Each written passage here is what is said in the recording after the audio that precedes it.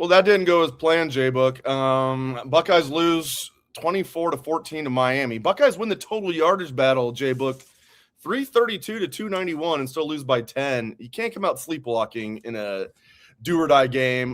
Good to see you tonight, all things considering.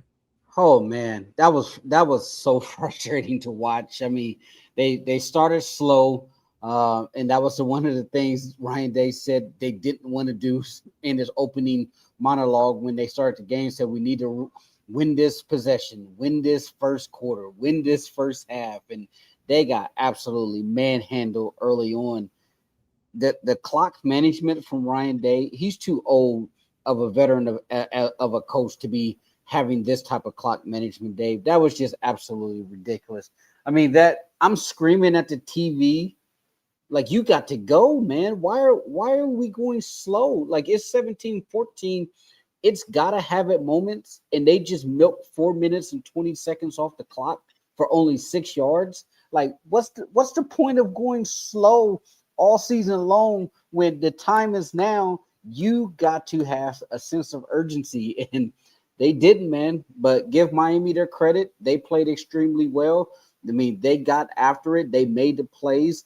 The biggest difference to me is Miami really didn't do a whole lot here. But the difference to me is when Carson Beck was able to make plays with his legs to get them out of trouble. That's the difference between him and Julian Sand. Carson would just take those 3 to 4 yards, and guess what? The offense stayed on schedule, kept Ohio State defense on the field much longer. But yeah, it was just a frustrating night all around. That's the exact next thing I was going to bring up was Julian Sand being absolutely no threat to run. Like, it's one thing, like, oh, he doesn't need to be a runner. Like, obviously there's middle ground. Exactly what you said about Carson Beck. Does Julian Sand need to like major in being like a running quarterback? No. He needs a minor in it at least. Like, Carson Beck had several runs tonight where he did damage. Julian Sand had times where he could have picked up yards. He's throwing the ball like sideways instead for and I think a lot of that's coaching. I mean, we heard Justin Fields saying it. Will Howard was just going to run no matter what. And I think Chip Kelly was a big part of that too. But like, this is a staple of Ryan Day's offenses. He doesn't want his quarterbacks to run. And this is what happens. You have Carson Beck out rushing your quarterback tonight.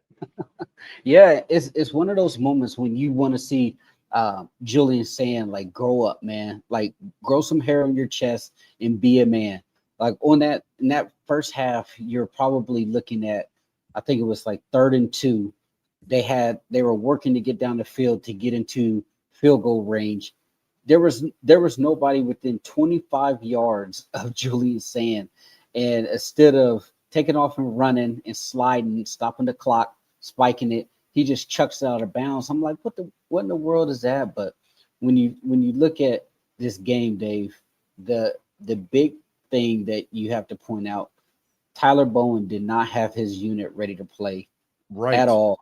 I mean, you're talking about a coaching staff that has 3 offensive line coaches, and you cannot have that type of performance from an offensive line when you're paying 3 offensive line coaches. Like, they couldn't handle the simple twist, a simple stunt.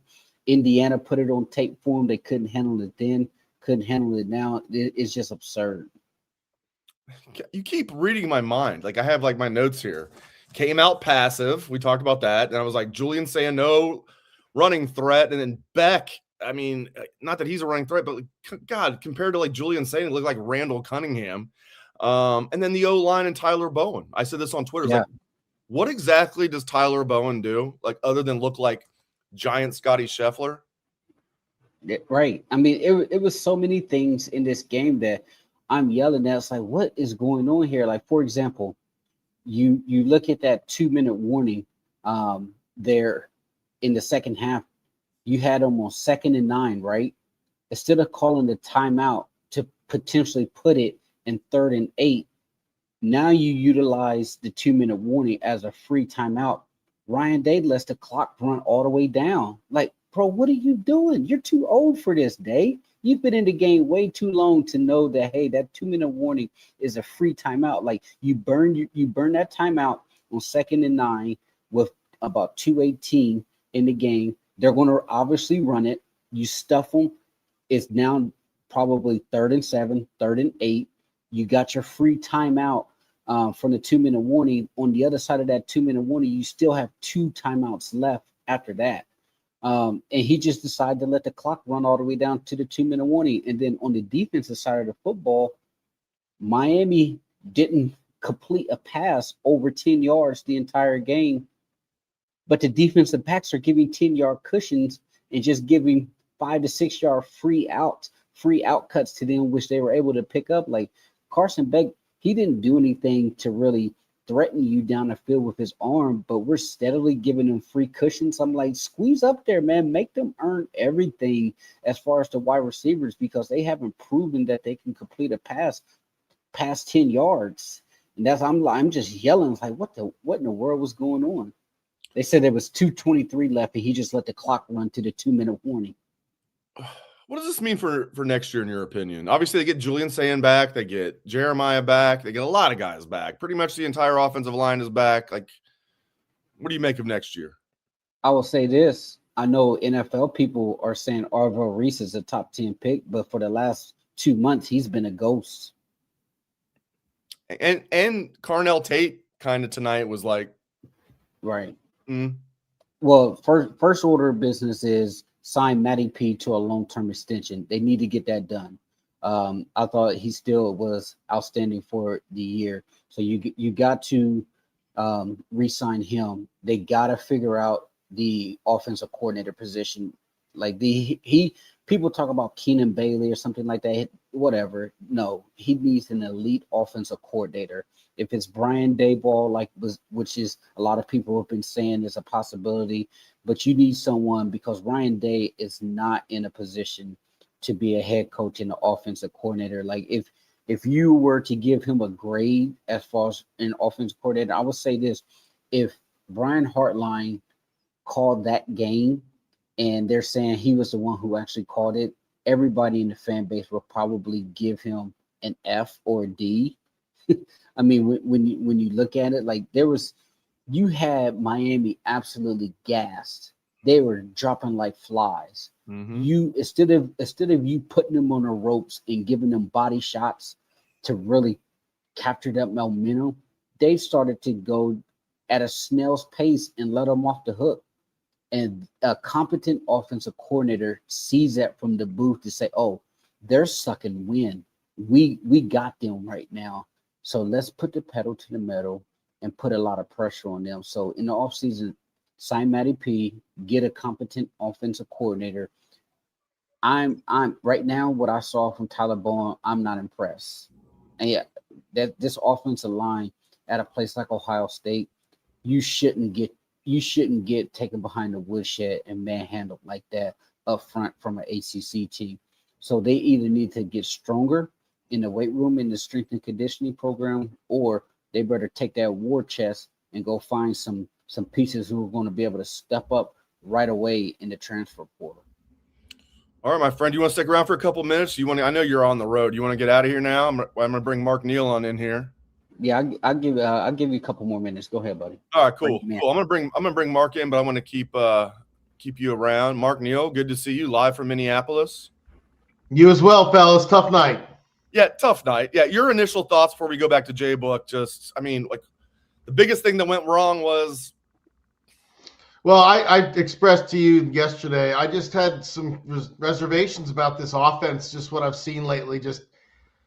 I don't know. When I look back, because all week they've been playing like the championship games over the years, and I see Clarett, and I see Zeke, and I see Trevion and Quinshawn. I'm like, those are the backs that you win national titles with. Now, no shot at Bo Jackson. I just didn't know that Ohio State had that kind of a running game, and it kind of showed tonight. Just there were spurts with the running game, but the first half, negative yards rushing. And maybe that's more of a signal of what J-Book was saying about the offensive line. It's probably a little bit of both. The offense just never got clicking, and outside of Jeremiah, it was just non-existent. The three stats that I always heard about growing up, guys, that win football games: rushing yards, turnover battle, and time of possession. Miami won all three. And when you get a pick six on top of that, that is the anatomy of an upset. If this even was, I guess by Vegas standards it was. But those are the things that you need to beat teams that have rosters that are better than you, and they did all of them. They had 3 times more rushing yards. They had more time of possession, and they won the turnover battle, and they won it going away with a pick 6. All those are earmarks of winning football games. J-Book, we'll go back to you. So people are going to be down on Ryan Day. I mean, I get it. I'm a little down on him too. But, like, I mean, he's coming off a national championship. Like, I still feel like Ohio State's in good hands with him. It's tough right now, but, like, where are you at on Ryan Day? Still think he's the right man for the job. I'm not out on him. Obviously, I think he does. I think he's the right person for this program. However, he definitely needs to take a look in the mirror, Dave. Like, I'm of the mindset, I'm a true competitor, man. If I'm going to go out, take me out on my shield where I'm going down fighting with my best players with an urgency. Like, going out where you're milking the clock, 4 minutes, a 4 minute and 20-second time drive for only 6 yards in a gotta have it moment. Like, you cannot do that in this day and age, because you look at the clock rules. On top of that, they're moving so slow that they only had 3 possessions in the second half when you're trying to dig yourself out of a hole. And how many times have we talked about it on post games, Friday shows, Dave, when they go up against a team with comparable talent and you decide to move at a slow pace, your margin from error is so razor thin that you cannot at all have a situation where you don't score on these drives. So if you got 3 possessions in the second half, only, guess what? You need 7 points on every single one of those possessions. If not, you're screwed. And for whatever reason, they went back to what they did against Indiana, and it was the same thing against Indiana. You look at Indiana, 3 possessions in the second half. They didn't come. They got down in the red zone, didn't come away with points, burned them once again. We get into this situation. Miami is winded. They're sucking wind. Even the announcer said that Ohio State's up tempo there was really putting a lot of stress on Miami's defense, and those guys were dropping like flies. You see the game stopping, and what do? Instead of continue to go on the attack, we just went into a slow, methodical, and you can't do that in a situation when your offensive line is fighting for their life just to stay in front of the defensive lineman. Like, we were getting beaten, simple twists, stunts, swim moves, you name it. And any type of play that's going to put your offense off script, you're screwed, because now you've milked 4 minutes off the clock. Thank you, sir. I appreciate your insights. I would say Happy New Year, but we'll be all right. We'll be all right. I'm going to go sit in this rain tomorrow, watch this Alabama-Indiana game, man, because I couldn't unload my ticket. So I'm like, I might as well go watch them in the rain and drink my sorrows away with a tall boy or something. Thanks, J-Book. I appreciate it as always, my friend. I'll talk to you hopefully on Friday. If you can't do it on Friday, that's cool, but I appreciate it. I'll be there. I'll talk to you on Friday. Have a good night, guys. Yeah, Sounds good, buddy. Thank you, sir. All right, we say goodbye to J-Book. We bring in Bax to join me and Mark Neal. Bax, welcome in. I mean, to say that was disappointing, understatement. Like, geez, like, Dave, I can't hear you. Just stop making noise. Stop. Am I? Mark, can you hear me? I can. Okay, I think Bax is just having a little trouble like connecting. Yeah, I mean, geez, spotting them 14 points, and I was hoping they were going to call offsides on that pick 6. It was close. At live, I thought it was offsides, and I went back and watched it. No, it wasn't. I just it's really hard to put your thumb on it with this, but you know the offense couldn't get going, the team couldn't get going, and when you shorten the game, you have less time to be the better roster. And when you make it the 30-minute game, and you're trailing, you don't have 60 minutes to be the better team, and I'm sure Bax can expound on that better. Bax, your thoughts, sir? Hey, gentlemen. Mark, good to see you, bud. You as I wish well, it was under pal. better circumstances, but look, hey, guys, if you want the honest to God truth, Miami beat our asses the first half. I don't know how else to put it here. They absolutely beat our asses the first half. Ohio State wasn't ready to play. And, to credit to Ohio State for fighting back, but it's really hard to beat a team when you spot them a 14-point lead. At the end of the day, like, this is not a good loss for Ohio State. This isn't one of those games. It's not like Georgia on New Year's Eve a few years ago where we were like, oh, my God, the New Year clicks over. We missed a field goal to the eventual national champs. This is a bad loss. I don't know how to put it, guys. It's a bad loss. Yeah, this isn't losing to Georgia in Atlanta when you're an underdog. This is when Marv gets hit in the head and they take the flag away and you would have gone up 3 scores and there's 100 things that went wrong. This is the loss that brings back the Ryan Day soft, Ryan Day tentative, Ryan Day every bad thing conversation. I'm going to tell you right now, guys, the thing for Ryan Day that he should be looking at the heavens right now and thinking is, thank God we beat Michigan this year. Because can you imagine how this would have gone if we hadn't beat the Wolverines this season? Well, right, yeah, for sure. Especially that Michigan team, given what happened. Let's bring in Heath Schneider and they go 4-man backfield here. Heater, welcome in. What do we need to know from post-game interviews? The team's really sad. They better be. Back here. So are we. Yeah, as succinct as I can be. They're really bummed out. It's some of the standard answers. Hey, we did, we couldn't execute plays. They executed. We couldn't. That kind of stuff. What do they need to do to get to the next level between spring now and spring? Work harder. If I'm boiling it all down, that's kind of where it lays out. This was a tough one to watch. Dave, I think you and I were in the 31-0 locker room against Clemson, so it wasn't that bad in terms of head hanging, but it was not. It wasn't a good locker room either. So I don't know what you guys have been talking about because I was in the locker room and I really didn't get a chance. All I heard was about time management. I will say this when Dave Biddle was on with time management. I'll say this, and it has nothing to do with time management. I think now is a great time for Buckeye Nation as a whole to kind of stop, look back on 24, and realize what an unbelievably fantastic run and special run that was on. Those don't happen every day. Like all season, we've been saying, we can, Ryan Day even said, I know that this team will flip the switch when it's needed.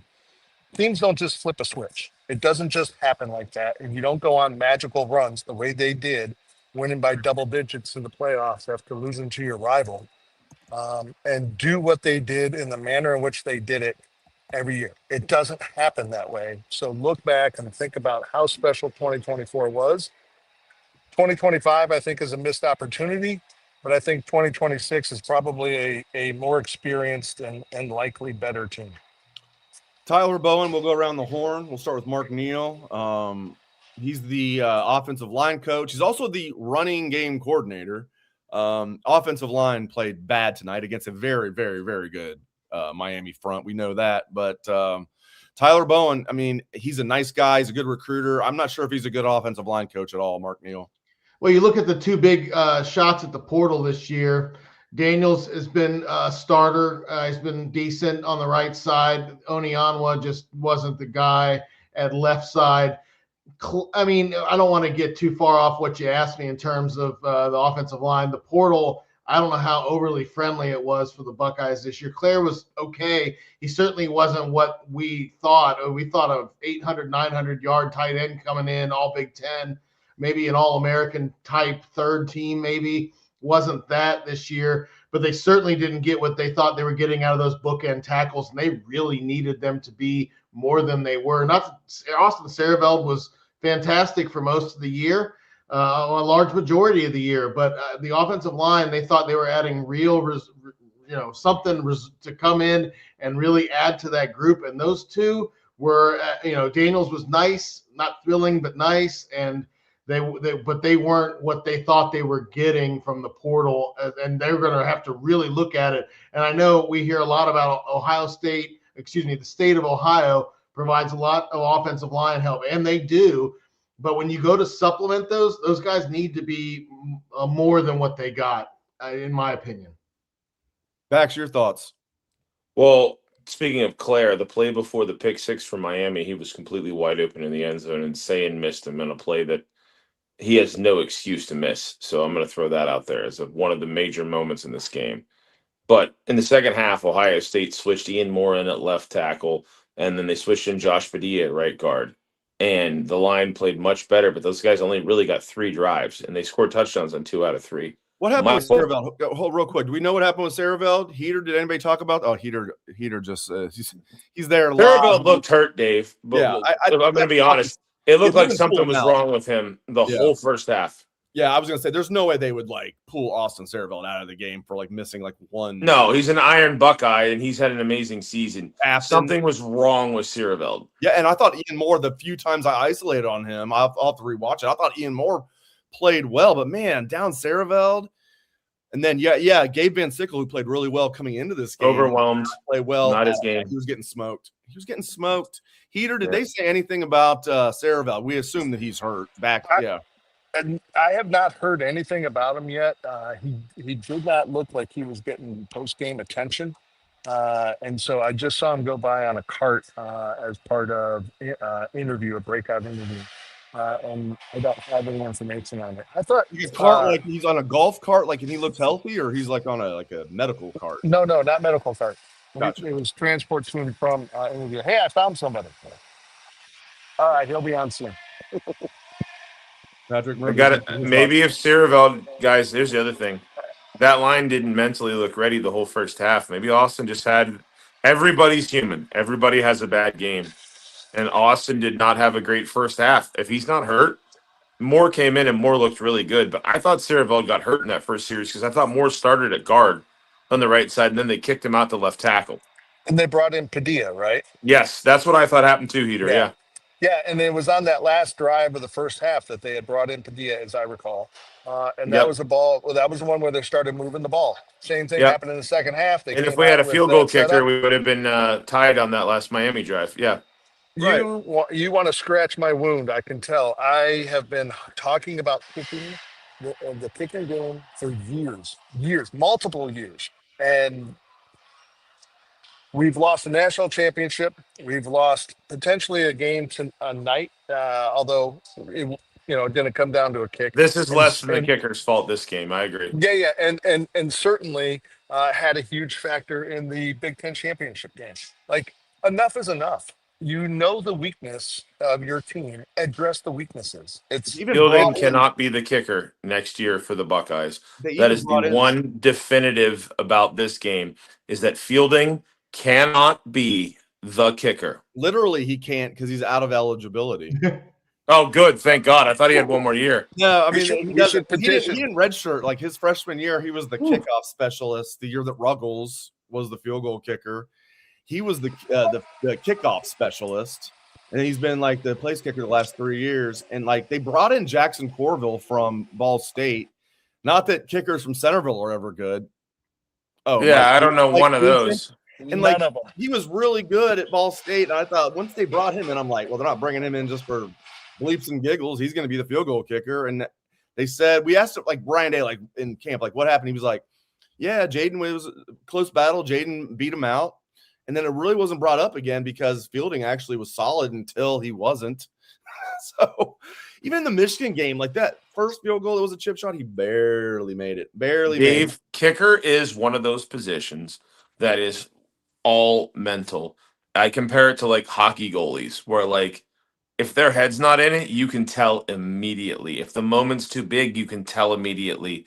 And I don't think Noah Ruggles has had a fair shake from that Georgia kick because he couldn't kick 50-yarders. That was outside of his range. We all don't talk about that, right? He wasn't fair. It's fair to say it's outside of his range, but that was the shankiest shank I've of seen. all time. I agree with you, Heath. I agree. It's one thing if it's but like I feel less bad about Ruggles than the crap we've had from Fielding. That's fair. He cost us the game, the game against Indiana the rivals up north. Cost the Indiana game. Cost Michigan last year. Cost this game. You can argue. You can argue this game. It's a momentum changer. Yeah, you can. And look, at the end of the day, guys, it strikes me as like, well, it's close enough, and I like my guy. At the end of the day, who's going to make the kick? You got to make the hard decisions. We talked about this. This is much different, but like Saban going with Tua over Hurts in a natty setting. Who has the freaking killer instinct? And this is one where Ryan Day has not had a killer instinct this position because in his hubris, he thought it wouldn't matter. And it has mattered. Ryan Day might be the most field goal kicker impacted Ohio State coach of our lifetimes. True. Mark Neal, To let's the- kick it back to you. Your thoughts on to all the- of this to- conversation? You're just To the go ahead. to the Go ahead, negative though, to the negative though, to the positive, it's Jim Tressel.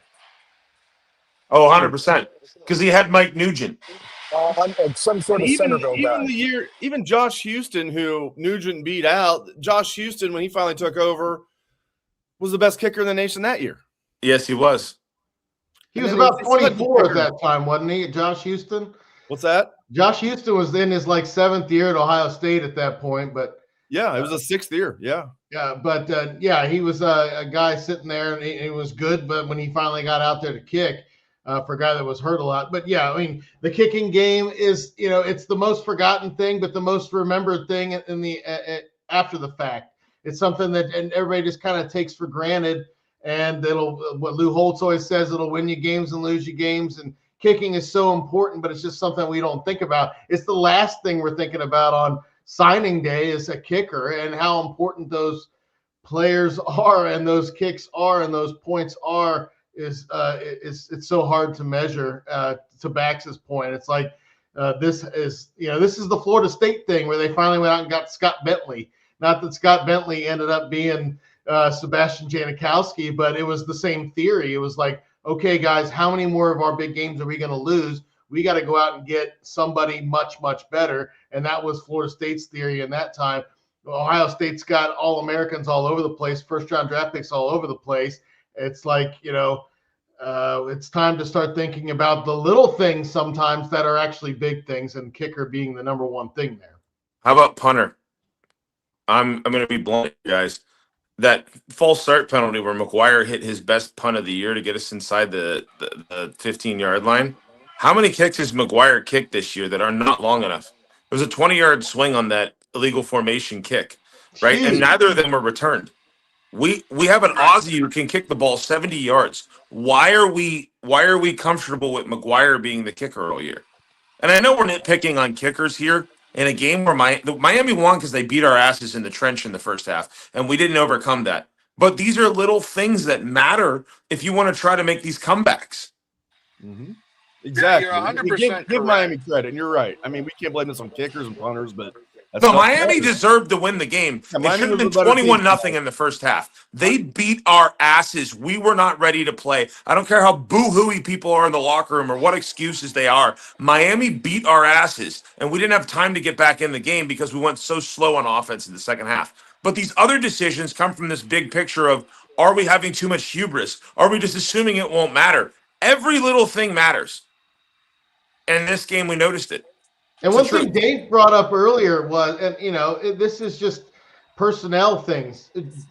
Sometimes what Will Howard was able to do, just getting a first down and moving the sticks.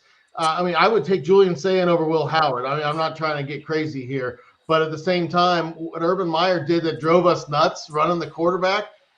Sometimes you just want to move the sticks. There's a middle ground there, and Ryan Day hasn't found it. All right, I'm going to bring in Patrick Murphy. Do any of you guys want to jump off? Gentlemen, I have a New Year's party I got to go to. There you go. I want to say this. I don't feel nearly as bad as I did at the drop of midnight 4 years ago, where it felt like we lost a national title on a shank kick. But we did. We did. This night, I'm sorry, but right now, as good as the defense was this year, I'm really happy we beat Michigan this year and won a natty last year. So we can't go crazy talking about Ryan Day, but this wasn't a good end of the year. I don't know how else to put it. Hey, we'll be back next year. Thanks, Bax. Go Bucks as always. See you, Bax. I'm gonna run up to the press box when you bring Patrick on. However, I don't know if you guys talked at all about Jeremiah Smith not blocking on that 72-yard kick return. That kick or interception return, pick six. That interception and the pick six was entirely his fault. He whiffed. Whiffed would apply. He put effort into it. He had no effort to block his guy who was right in front of him at the start of the play. It was awful. And if he's going to be a complete receiver, he needs to do those things. Thank you, Heater. I appreciate it, my friend.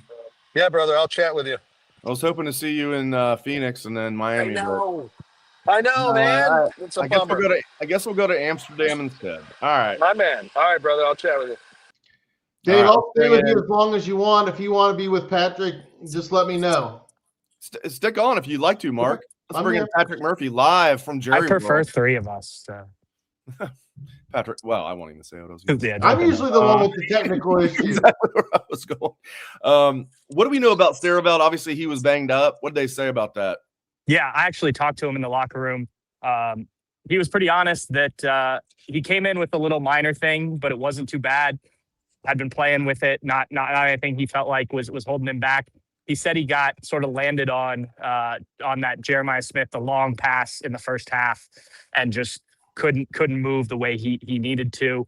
Ryan Day said, I guess somebody told me this, I wasn't in the Ryan Day thing, but basically that they forced him to come out, that he was in tears trying to stay in the game. I think the truth is probably somewhere in the middle there, but Ryan's gonna back his guy. But he definitely, he talked about being a leader on this offensive line, on this offense, and how not being out there was killer to him. And obviously you're already trying to figure out your right guard position, which I think is one of the biggest questions this offseason. And then you lose your left tackle, who's a captain. So that doesn't make things easier. But look, they weren't playing well on the offensive line before that, right?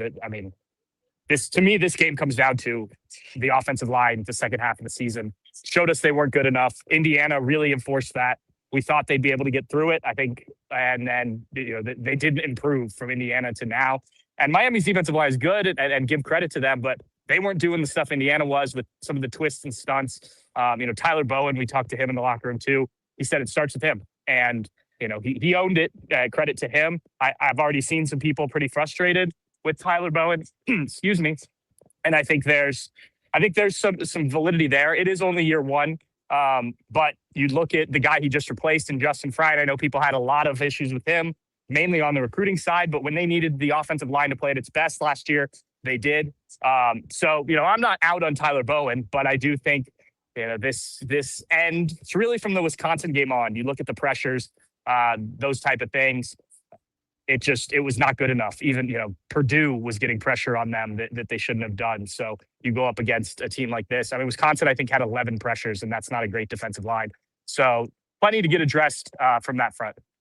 Patrick, can I ask you something? This may be tough for you to decipher this quickly without really putting much thought into it, but you've seen every play on a deeper level than I have. Did you notice anything from a play calling standpoint that was noticeably different, seeing how it was Day, not Hartline?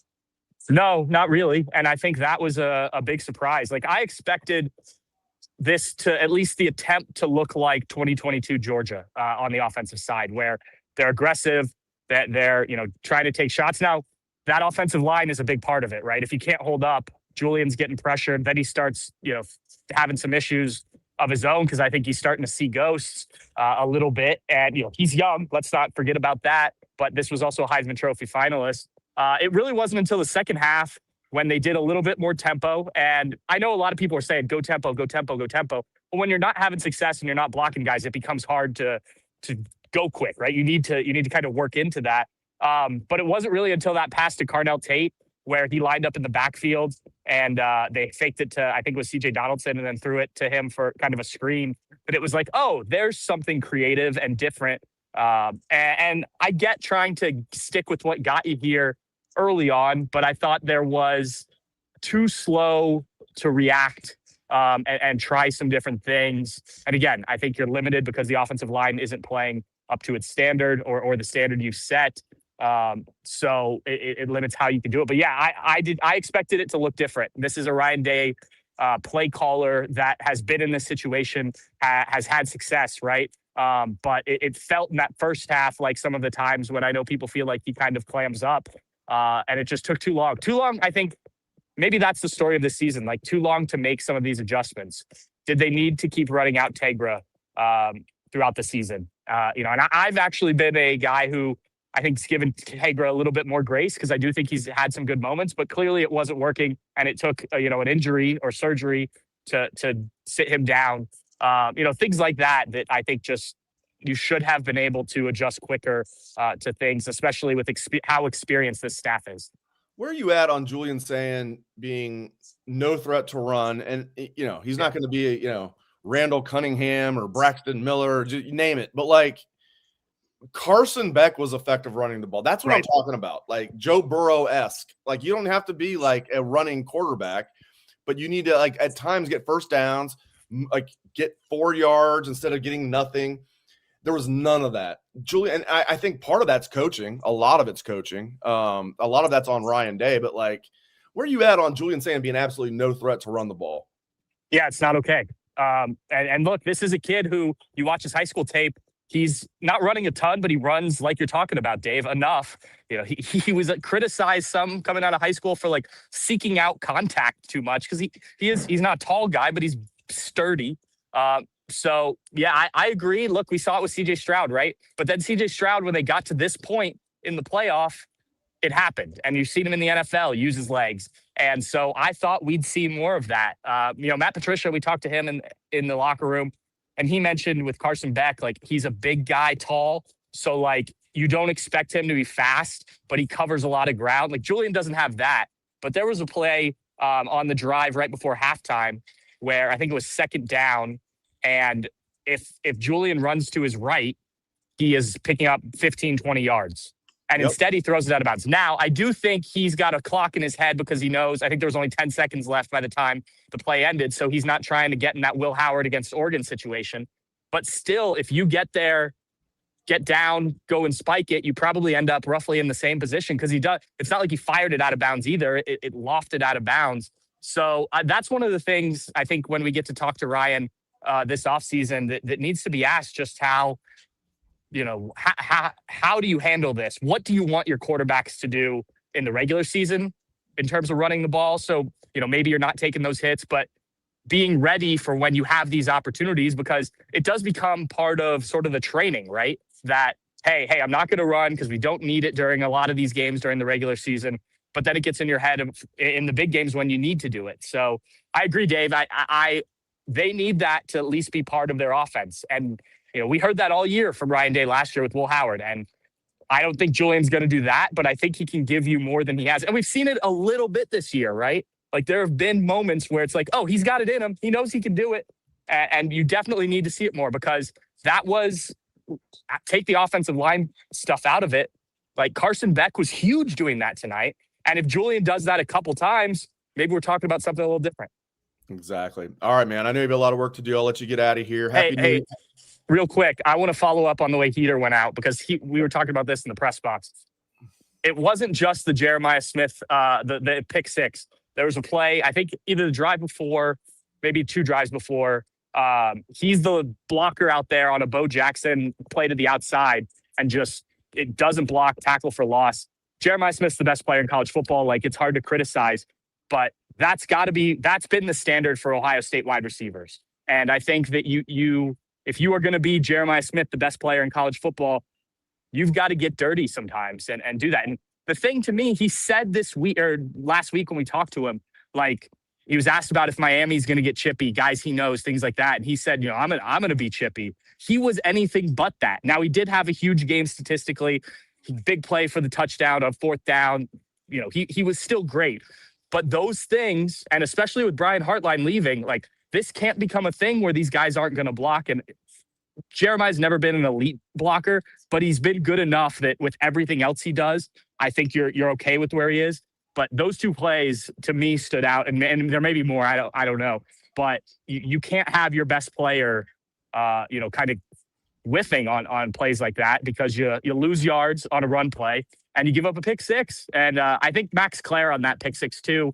There seemed to be some confusion about who was blocking whom, but Keontae Scott comes right by Jeremy. Like, put your body in there. Just stand, set the pick, right? Like, to the ball. Yeah. Yeah. And so, it's hard to criticize Jeremiah. We rarely do it, right? So when something like this happens, it's like, it's noticeable. And, he's a 2nd-year guy. Next year, he's going to be the guy. I don't know who their number 2 receiver is going to be. Maybe freshman Chris Henry. Like, he's got to be able to do more than just make the big plays, catching the ball. He's got to do a little bit of everything. We know he has it in him enough, And so that was disappointing tonight because, that pick six doesn't happen. Who knows what happens the rest of the drive, but the score looks a lot different. Thank you very much, sir. All right. I'll I was see you looking guys. forward to hanging out with you at Fiesta Bowl. I know. Maybe we just go anyway. You want to just go anyway? Yeah, we'll go cover Miami or Georgia. I'm sure our bosses will they were already planning for it. I have a company card anyway. No, no, yeah, we're not going to do that. All right, thank you, sir. Next year. Next year. All right, thank you guys. Dave, I'm interested to see how tomorrow's games go. Right now, the teams with buys are 0-5. I mean, the rest versus rust thing. I mean, we're hyper analyzing this because Ohio State fans don't know what to do when this team loses. We just don't see it. So we hyper analyze everything. Teams aren't going to start losing so they can finagle a way to play an extra game. But I mean, there's got to be something to the rest versus rust. No? Yeah. And I was saying, well, last year, small sample size. And one of the reasons was because, Ohio State beat Oregon, so it's like Ohio State was like 1/4 of the reason that happened. Yeah, you're right. I mean, and by the way, I just want to say, like, Miami fans in the chat, as long as you're being respectful, I don't mind that you guys are talking shit. Like, you guys deserve to talk shit as long as you're not going overboard. I get it, Miami fans. I get it. A lot of you waited 23 years for this, Bids. I give it. Exactly. I give Miami credit. They were the better team tonight. I'm not sitting here saying, God, Ohio State got screwed. No, Miami was the better team tonight. If it was a 7-game series, I don't know what would happen. But tonight, there's just no doubt Miami was the better team. All right, I'm going to get you out of here, Mark. I'm going to get Steve Helwagen in here, and soon we're going to close up shop and ring in the new year. Have Mark, a great new year, pal. Much. Congrats to you. Hey, happy anniversary, and congratulations on that, your 10th year anniversary. Joining me on your wedding anniversary and New Year's Eve. You're a good friend, my friend. Hey, anything for you, my man. You know that. I almost called you the dean, the czar of Dayton radio, Mark Neal. Now the czar of Minneapolis. Thank you, sir. Take care. Have a good New Year. Happy New Year. All right, Happy New Year to Steve Helwagen, live from Jerry World. Steve, I think that the problem was the media shuttle did not break down on the way to the stadium today. Yeah, that was probably the death knell for Ohio State, was that we didn't have a problem getting out here to the game. In fact, I drove right in, parked my car, and walked right in the building, no problem at all. So, Dave, at no point in this game did I have a good feeling that Ohio State was ever going to take control of it or win it. And it was just something that it was a carryover from the Indiana game that was so poorly played that they just carried it right on into this game, is what it felt like. And I mean, the play calling was terrible. Dave, here's the issue. I heard you guys talking with Pat about, Jeremiah Smith. He's got one job on that play, and that's to get a chuck. You can block that guy because the pass is behind the line of scrimmage, and he just watched him go right on by. You got one job. And I can't put the loss entirely on Jeremiah Smith. My God, he had another career game, and he had another incredible catch on the sideline. One of the things, right? Yeah, but it was endemic of the entire effort by Ohio State. Every player, I'll fix my screen. Every player on the field for Ohio State at some point had a missed assignment that turned into a critical error. I mean, early in the game, Sonny Styles, the people were tweeting he hadn't missed a tackle all season. Well, he missed one here. Mark Fletcher went, juked him and went right on by for like 15 yards. So, and again, I'm not laying it all on Sonny Styles. This offensive line situation is, just terrible. And I'm sure everybody, I mean, God, Gabe Van Sickle played pretty well against Indiana, and then gets beat for a sack on the second play, in this game. And you're like scratching your head, and the sacks just, I mean, they overcame a 3rd and 15 and almost a 3rd and 20 on that one drive because there was a sack and a holding penalty or something. You can't overcome all those mistakes. You just can't. And it was everybody, soup to nuts, side to side. This whole thing about changing where Hartline was and putting Keenan Bailey in the booth. What? Just kind of like, what? You did business one way all season, I mean, I'm going to tell you what. It's 3rd and 5 or 3rd and 4, and they threw that pass down the left sideline and saying like airmailed it into the 3rd row, whatever it was. This was early in the game. This guy just gets too anxious. He's not patient. You know what you do in that case in a tight game? You run the little comeback route, get the 6-7 yards, and move the effing sticks. That's what you do in that situation. They're trying, and as the game wore on, they're trying to win the game on a 15-point play. And it's just like they abandoned the run after they started running the ball pretty well. It's so scattershot. My God, Miami had a great plan, didn't they? They kept Ohio State off balance the entire game. I mean, hats off to Miami. Yeah, hats off to Miami. Seriously, like all the crap I've talked toward Miami for 23 years. Right. They deserve this one. They whipped Ohio State's ass side to side and up and down. There was just no question about it. And bully for them. I mean, I don't know that they can win the national championship with this type of an offense. But they'll go into the next game and give it a whirl. Georgia or Ole Miss. I presume it'll be Georgia. I'll be rooting for the Hurricanes against Georgia if they play Georgia. If Ole Miss is there, I'll probably be rooting Ole Miss. But I'll be rooting for the Canes if they're playing. Yeah. No hate. They deserved it. This Ohio State team turned out to be a tremendous, tremendous, tremendous disappointment, and that's unfortunate. You're number one most of the season, and you don't even win your first playoff game. I mean, I think what it tells us is it was all fool's gold. That Texas wasn't all that great, although they played a good second half today against Michigan. And not very good. Yeah, Penn State. Yeah, I mean, the competition Ohio State beat up on the first 12 weeks was meh. I should have known when Ohio University was beating them, like entering the second quarter. Oh, wait a minute, this might not be.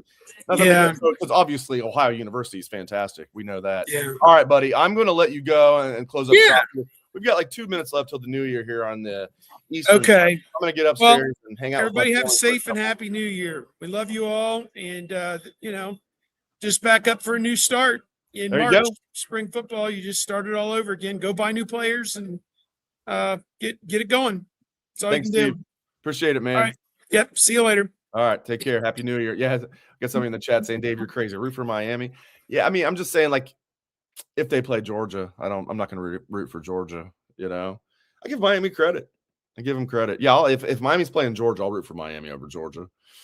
Hopefully Ole Miss wins, man. All right, guys, we're like less than 2 minutes away from New Year. Goodbye 2025.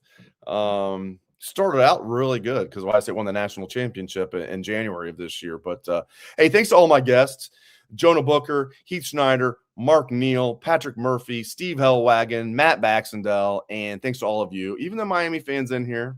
I don't know why Michigan fans are in here talking smack. Like, we beat you and then you lost today, but whatever.